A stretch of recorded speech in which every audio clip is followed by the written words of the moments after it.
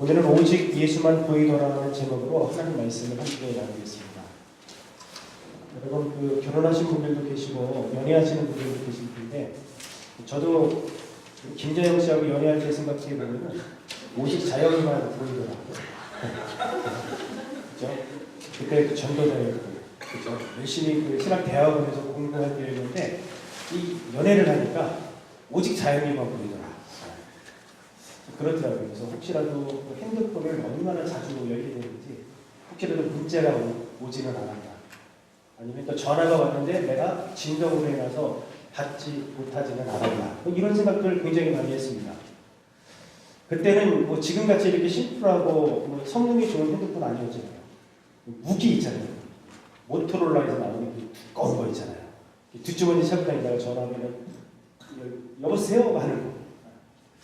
그럼에도 불구하고 연애 시절에는 정말 같은 CC였거든요. 유명한 CC. 그렇죠? 그런데도 불구하고 집에 헤어지면 기숙사에 있었고 저는 이제 집에서 왔다 갔다 했거든요. 계속 보고 싶더라고요. 그래서 이제 기숙사에 있다 보니까 밥을 학교에서 먹잖아요. 늘 점심은 저하고 같이 먹거든요. 그러면 이제 우리 자영 씨가 싸갖고 왔어요. 학교만. 그걸 가지고 밖에서 이렇게 벤치에서 앉아서 이렇게 나눠 먹으면서 그렇게 교제를 하고 결혼을 해서 이제 은성이를 이렇게 낳았어요. 지금 와서 생각해 보면은 그때 미쳤나 이런 생각도 들고 너무 감사한 일이죠. 우리가 주님께서 우리를 부르실 때 신부로 부르신 줄로 믿습니다. 신부로 부르셨어요. 신부로. 거룩한 신부로 부르셨기 때문에 신부는 신랑을 기다리고, 그리고 신부는 신랑만 생각하잖아요. 오늘 저와 우리 성도님들 하나님 말씀 가운데에 함께 주목해 보고 싶은 부분은 뭐냐면, 올 2019년도 우리 표가 오직 예수 그리스도인데, 오늘 말씀을 통해서 저와 우리 성도님들도 오직 예수만 보이더라 라고 고백할 수 있는 우리의 시간이 되기를 주의 이름으로 간절히 축원을 드리겠습니다. 여러분, 오늘 본문의 말씀은 사실은 굉장히 중요하면서도 유명한 사건이었습니다. 예수님의 성육신 사건, 그리고 십자가 위에서 죽으신 사건, 부활하시고 또한 승천하신 이 사건과 더불어 이 변화산 사건은 아주 유명한 성경에 나오는 5대 사건이라고 우리가 볼 수 있습니다. 아마도 어제 목장 모임을 이제 하셔야 되는데 너무 추워서 연기 아마 하셨을 텐데, 돌아오는 토요일 날 목장 모임을 하게 되어지면 오직 예수 그리스도에 대해서 우리가 말씀을 나누게 될 것입니다. 예수님의 죽음과 예수님의 부활과 예수님의 재림에 대한 말씀들을 나누게 될 건데, 오늘 본문도 사실은 영광스러운 모습으로 변화되신 예수 그리스도를 우리가 오늘 여기서 만나게 되는 거죠. 자, 오늘 28절 말씀을 우리가 볼 때에 이 말씀을 하신 후 8일쯤 되어 예수께서 베드로와 요한과 야고보를 데리고 기도하러 산에 가셨다, 이렇게 시작하고 있습니다. 여러분, 이 말씀을 하신 후 어떤 말씀을 하셨을까? 이 이전의 내용을 우리가 살펴봐야 되는데, 이 이전의 내용을 요약한 말씀이 있는데 그것은 9장 22절 말씀입니다. 9장 22절 말씀 우리 한번 같이 보도록 하겠습니다. 시작. 이르시되 인자가 많은 고난을 받고 장로들과 대제사장들과 서기관들에게 버림받아 죽임을 당하고 제3일에 살아나야 하리라 하시고. 아멘. 어떤 말씀을 하셨냐면, 예수님께서 고난을 당하시고 그리고 십자가 위에서 죽으시고 3일 만에 부활하실 것이다 라는 이 말씀을 하셨습니다. 이 말씀이 복음입니다. 이 말씀이 우리를 살리는 능력의 말씀이에요. 이 말씀을 하시고 3명의 제자들을 데리고 기도하시러 산에 가셨다, 이렇게 오늘 본문을 시작하고 있는 겁니다. 그런데 대부분 이 산을 어떻게 학자들은 이야기하고 있냐면 헐몬산 아니겠느냐라고 합니다. 그 이유는 뭐냐면 마가복음 9장에 보면은 또 동일한 변화산 사건이 나오게 되는데, 거기 보면은 높은 산이라는 표현이 나오는데, 그 당시 높은 산이라고 했을 때에는 헐몬산을 지칭했기 때문입니다. 이 헐몬산은 2850m, 해발 2850m니까 굉장히 높은 산임에 틀림이 없지요. 중요한 것은 왜 이 산에 올라가셨는가라는 것이죠. 오늘 28절 말씀이 보니까 정확하게 나와 있죠. 기도하러 산에 올라가셨다. 그래서 29절 말씀을 보니까 기도하실 때에 우리 예수님께서 용모가 변하시고 예수님의 옷이 씌어져서 광채가 났다라고 하면서 예수님은 기도하셨고 그리고 그 기도하신 후에 변화되셨다라고 성경은 분명히 말씀하고 있습니다. 사랑하는 성도 여러분, 우리 예수님은 기도하셨습니다. 기도의 삶을 사셨습니다. 공생애를 시작하시기 전에도 기도하셨고 공생애를 마치실 때에도 기도하셨습니다. 우리 예수님은 새벽 오히려 미경에도 기도하셨고 밤이 맞도록 우리 예수님은 기도하셨습니다. 그리고 겟세마네 동산에서 땀이 핏방울이 될 정도로 간절히 기도하셨고 더 나아가 십자가 위에서 우리 예수님께서는 운명하실 때에도 기도하셨다라고 성경은 말씀하시면서 우리 예수님은 기도의 삶을 사셨다라고 성경은 분명히 말씀하고 있는 것이죠. 언제 우리가 오직 예수만 볼 수 있을까요? 여러분, 기도할 때에 예수님처럼 기도할 때에 오직 예수만 보이게 될 줄로 믿습니다. 2019년 우리가 올 한 해를 시작할 때에 여러분 기도에 승리하는 성도가 되시기를 주의 이름으로 축원합니다. 어떤 것이 내게 다가올지 또 내가 무엇을 해야 될지 우리는 전혀 알지 못하고 지금도 어찌 보면 뿌연 안개 속에서 내 갈 바를 알지 못하고 우리가 때로는 갈팡질팡할 수도 있을 것입니다. 그럼에도 불구하고 아무것도 염려하지 말고 오직 기도하는 마음으로 기도하는 가운데에 하나님께 맡기고 나아갈 때에 분명히 변화되는 우리의 인생과 삶을 우리가 경험하게 될 것입니다. 여러분, 기도하실 때에 우리 예수님께서는 변화되셨습니다. 용모가 변화되셨다라고 말씀하십니다. 그 옷이 씌어졌다라고, 그래서 광채가 났다라고 성경은 말합니다. 동일하게 마태복음에 보면 마태는 어떻게 기록하고 있냐면 기도하실 때에 예수님의 얼굴에 해같이 빛났다라고 성경은 말씀하고 있고요. 마가는 그 옷을 표현할 때, 예수님의 옷을 표현할 때에 이 세상에서 정말 그 세탁할 때에 세상에서 빨래하는데 이렇게 시계에 빨래할 수 없을 정도로 아주 하얗게 변화되었다라고 그렇게 마가는 고백을 했습니다. 오늘 이 모습은 무엇을 말하고 있습니까? 기도하실 때 예수님은 변화되셨는데 여러분 바로 빛처럼 예수님께서는 변화되셨다. 죄와 사망의 권세, 어둠의 권세를 파하는 이 빛처럼 예수님께서는 변화되셨다라고 말씀하시면서 우리가 기도하면 예수님처럼 모든 사망과 권세와 어둠을 이길 수 있는 삶의 모습으로 변화될 것이다라고 우리의 미래를 보여주고 있는 것입니다.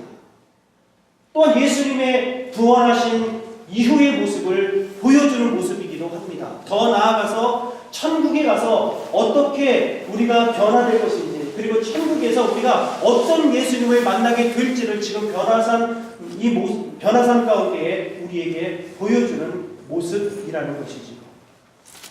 아무쪼록 사랑하는 성도 여러분, 2019년도 한 해 정말 기도해야 된다라는 사실을 우리가 잘 알고 있는데 정말 작심삼일되는 경우가 너무 많아요. 하지만 올 한 해만큼은 우리가 첫 단추를 기도함으로 시작하고 주님께 맡기면서 올 한 해 변화되기를 소망하는 한 해가 되시기를 주의 이름으로 간절히 축원합니다. 너무 감사한 것은 더 나아가서 예수님께서 기도하실 때 변화됐을 뿐만 아니라 예수님이 영광 가운데에 모세와 엘리야를 만나는 신비로운 은혜를 체험했다라고 성경은 말씀하고 있습니다. 그렇다면 여기서 우리가 알 수 있는 것은 뭐냐면 기도하면 하나님의 은혜를 경험할 수 있다는 거예요.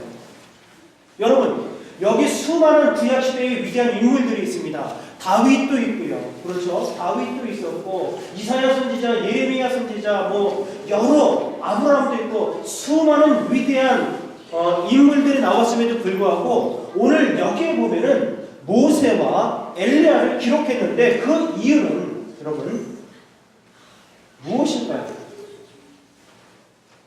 그 이유는 이 모세는 바로 율법을 대표하는 사람입니다.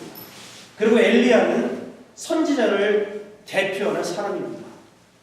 그러니까 기도할 때 어떤 은혜를 경험하게 됐냐면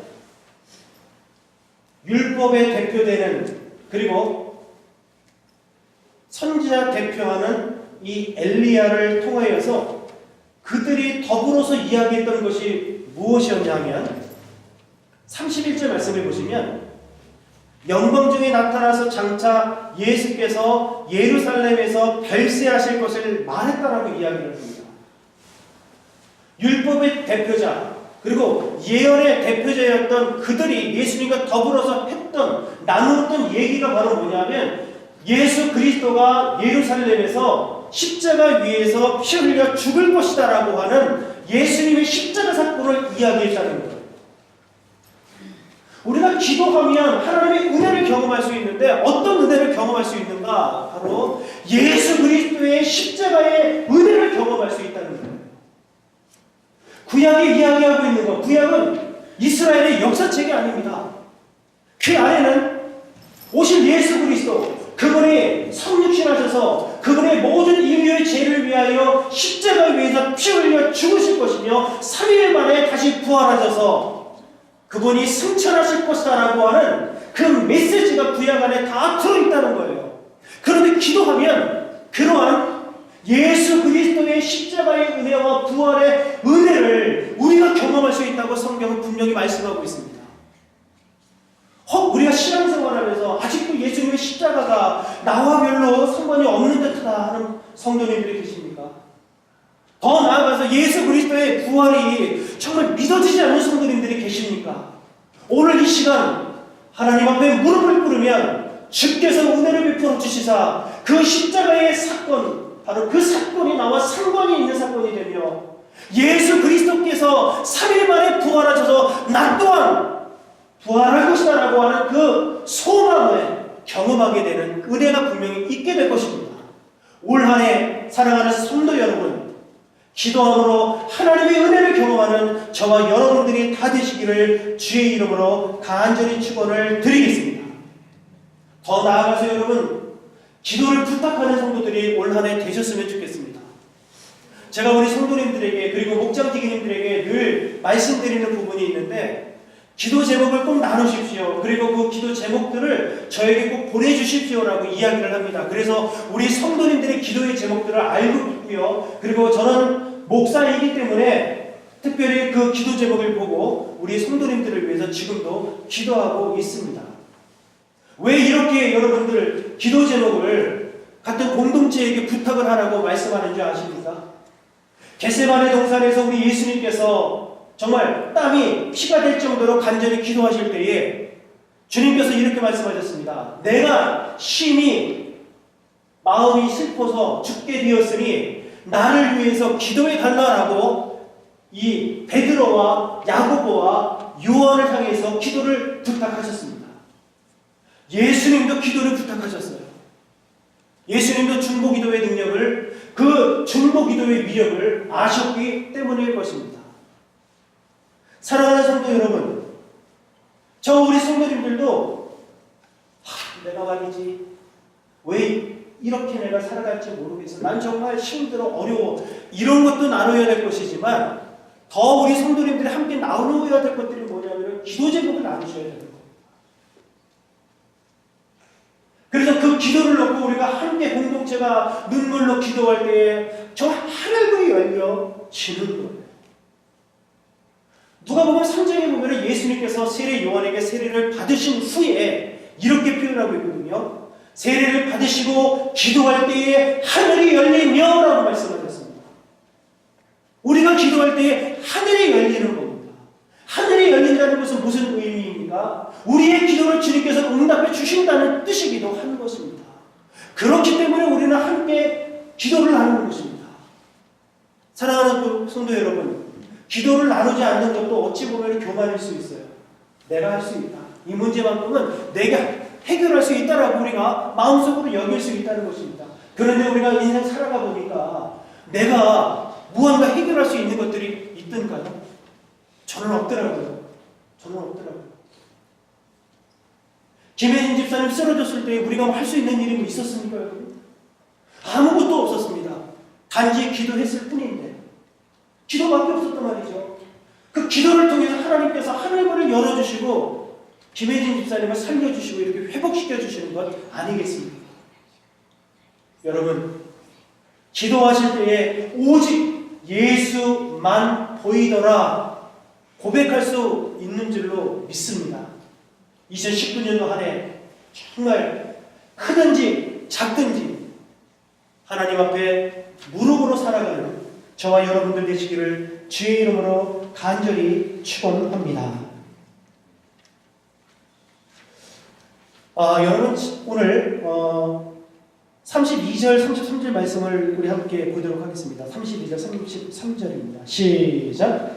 베드로와 및 함께 있는 자들이 깊이 졸다가 온전히 깨어나 예수의 영광과 및 함께 선 두 사람을 보더니 두 사람이 떠날 때에 베드로가 예수께 여짜오되 주여 우리가 여기 있는 것이 좋사오니 우리가 초막셋을 짓되 하나는 주를 위하여 하나는 모세를 위하여 하나는 엘리야를 위하여 하사이라 하되 자기가 할 말을 자기도 알지 못하더라.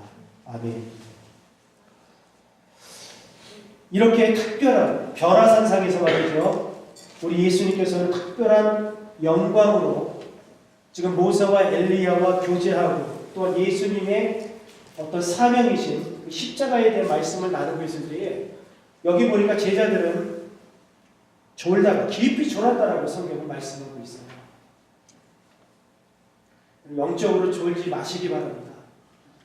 이후에 우리가 아는 것은 이렇게 영적으로 졸다가 결국 베드로는 예수님을 3번씩이나 못 온다고 부인하게 되고 제자들은 내가 목숨을 다하여 주를 따를 것입니다 라고 고백을 했지만 그들이 예수님 붙잡힐 때에는 예수님 다 내버려 두고 겉옷까지도 다 벗어버린 채 도망갔다고 성경은 말씀하고 있거든요. 그리고 보십시오. 오늘 말씀을 보니까 그들이 졸다가 말이죠. 깨가지고 보니까 특별한 하나님의 영광을 보게 되잖아요. 그때 베드로가 한 이야기가 뭐냐면 여기가 좋습니다라고 고백을 합니다. 여기 있는 것이 우리가 좋습니다라고 이야기를 하고 있어요. 그래서 초막셋을 지켰습니다라고 고백을 하고 있는데 언뜻 보면 이게 이해가 되지만 사실은 이것은 굉장한 실수인 거예요. 굉장한 과오이기도 합니다. 왜 그럴까요? 여러분, 여기가 좋사오니 초막을 드는 것은 예수님의 사명을 지금 가로막고 있는 거고 제자들의 사명을 가로막는 행위이기 때문입니다. 지금 모세와 엘리야가 예수님과 더불어 이야기했던 것은 무엇입니까? 예수님께서 예루살렘에 가서 죽임을 당할 것이다 라는 메시지를 함께 나누고 있었단 말이죠. 그런데 지금 모세는 지금 베드로는 영적으로 졸다가 십자가의 길을 지금 가로막고 있는 상황을 우리가 보고 있는 겁니다. 어쨌든 예수님께서는 예루살렘에 가셔서 우리를 위하여 고난을 받으시고 십자가 위에서 죽는 것이 복음이에요. 이게 하나님의 은혜였는데 즉 이것을 가로막게 되는 겁니다. 그리고 또 하나, 제자들의 사명은 무엇입니까? 예수님께서 왜 제자들을 부르셨습니까? 사람을 낳은 어부가 되게 하기 위해서 예수님께서 부르셨다는 겁니다. 그럼에도 불구하고 이들은 산 아래 마을로 내려가려고 생각하지 않고 그 산 위에서 그냥 이 신비로운 체험 속에서 그들이 있고 싶었다는 사실, 이것은 사명을 망각한 행위다라는 것을 우리가 여기서 알 수 있는 것입니다. 사랑하는 성도 여러분, 하나님께서 우리 예수님께서 기도하기 위하여 특별히 이 3명의 제자를 데리고 간 이유가 있단 말이에요. 편히 있기 때문이 아닙니다. 이들의 사명 때문에 하나님께서는 특별히 이 3명을 데리고 가신 겁니다. 이 사명을 감당하기 위해서, 기도하기 위해서 제자들을 데리고 올라가신 겁니다. 우리가 잘 알고 있는 것처럼 이 베드로는 후에 여러분 초대교회의 지도자가 됐단 말이죠. 이 초대교회의 지도자가 되는 것은 그렇게 쉬운 일이 아니었습니다. 이 사명을 감당하기 위해서 철저하게 적어도 베드로는 하나님 앞에 기도했어야 했던 것입니다. 이 야고보는 누굽니까? 이 야고보는 12사도 가운데 최초의 순교자였던 것입니다. 여러분, 순교가 어디 쉽습니까? 제자들 가운데 제일 먼저 이제는 순교를 당해야 되는 입장이었는데 그 순교 당하는 것이 어디 쉽냐고. 우리 주님께서는 야고보를 데리고 산에 가신 것은 철저히 이 사명을 감당하기 위하여서 기도하게 하셨던 것입니다. 요한의 사명은 어떻습니까? 요한의 사명은 끝까지 살아남아서 하나님의 예언의 메시지를 받모서면서 기록을 해야 했기 때문에 이 사명 감당하기 위해서 우리 하나님께서 그들을 데리고 올라가신 거예요. 특별히 그들이 다른 제자들보다 특별하기 때문에 뭔가 뛰어나기 때문에 능력이 있기 때문에 이들을 데려간 것이 아니라 이 사명을 감당할 수 있도록 기도로 준비시키기 위하여 오늘 우리 예수님께서 이 세 명의 제자를 데리고 올라가셨다라고 지금 말씀하고 있는 것이지요. 사랑하는 성도 여러분, 하나님께서 오늘 저와 우리 성도님들에게서 동일한 사명을 주신 줄로 믿습니다. 우리는 교회에 있기 위해서 가두리 양식장처럼 그냥 여기가 좋사오니 은혜가 있고 교회에 있으니까 교제도 되고 이 교회 안에만 있기 위해서 우리를 이렇게 불러주신 것이 아니라는 거예요. 우리의 사명의 현장은 교회가 아니라 우리의 사명의 현장은 바로 산 아래에 있는 마을인 줄로 믿습니다.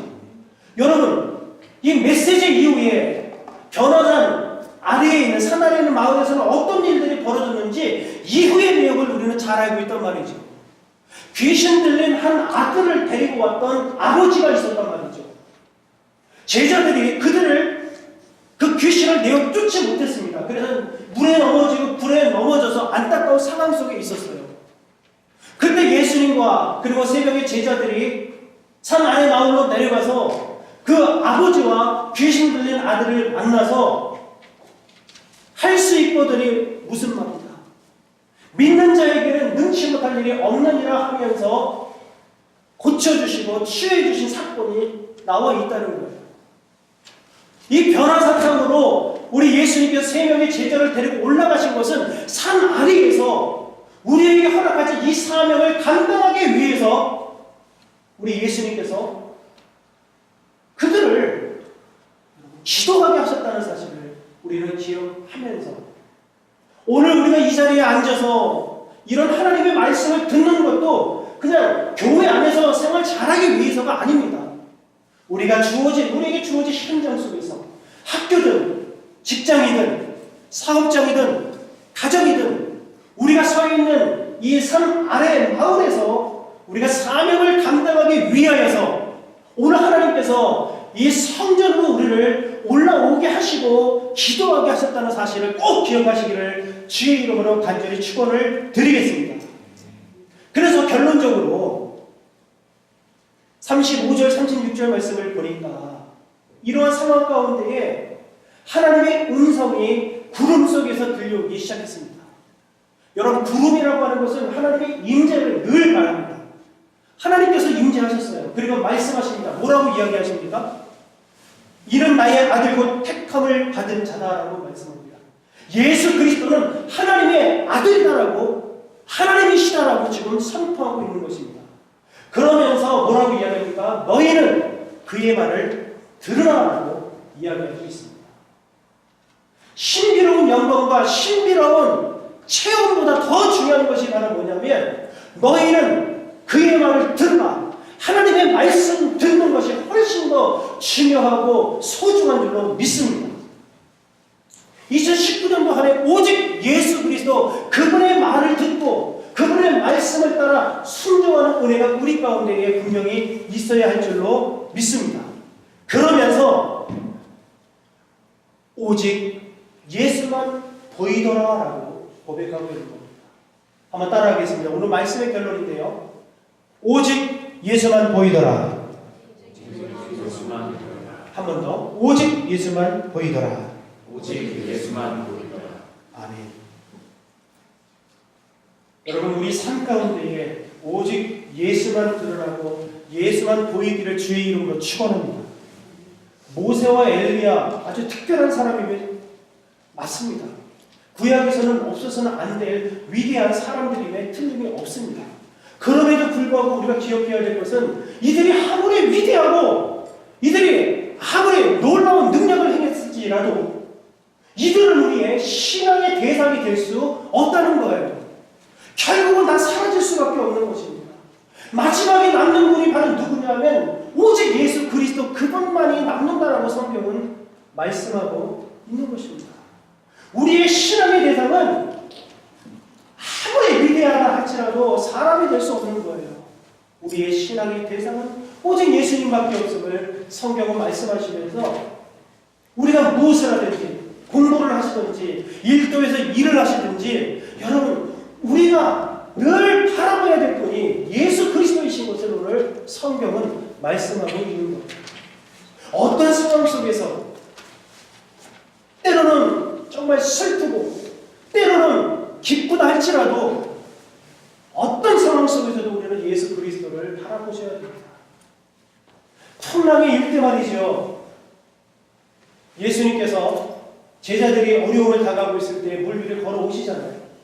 그때 베드로가 예수님을 바라보았을 때에 여러분 그 바닷 가운데에 몸을 던지잖아요. 빠지지 않았습니다. 물 위를 걸어갔단 말이죠.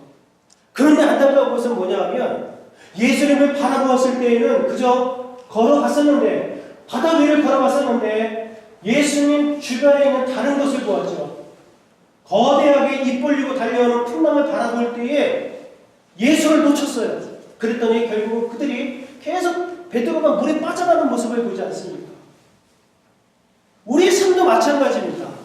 우리 성도님들이 어떤 상황이라 할지라도 그 상황은 중요하지 않습니다. 기쁠 때나 슬플 때나 어떤 상황 가운데서도 우리가 정말 예수님을 바라본다면 우리는 절대 물에 빠지지 않을 것입니다. 근데 우리가 언제 실족합니까? 우리가 언제 넘어집니까? 우리 예수님께 눈을 떼는 그 순간 내가 세상을 바라보고 세상의 성공과 세상의 명예를 바라보는 그 순간에 우리는 풍랑이라고 하는 그 나락으로 떨어질 수밖에 없음을 성경은 말씀하고 있습니다. 그렇다면 사랑하는 성도 여러분, 지금 나는 무엇을 보고 있습니까? 저 우리 성도님들이 지금 바라보고 있는 것은 무엇입니까? 세상의 성공을 보고 있지는 않습니까? 때로는 세상의 명예를 바라보고 있지는 않습니까? 이 세상에서 내가 좀 이렇게 떵떵거리고 잘 살고 싶은 뭐 그런 것에 여러분 우리가 혹시 집중하고 있지는 않습니까? 지금은 티가 안 날지 모르지만 결국 후에는 말이죠. 우리도 베드로처럼 여러분 물에 빠질 수 있음을 우리는 기억해야 됩니다. 오직 마지막까지 남는 것은 예수 그리스도밖에 없음을 깨달아서 어떤 상황이든지 예수 그리스도께 집중하고 특별히 2019년도 한 해 예수님께 우리 모든 전 인생을 맡기는 저와 우리 귀한 성도님들이 되시기를 주의 이름으로 간절히 축원을 드리겠습니다.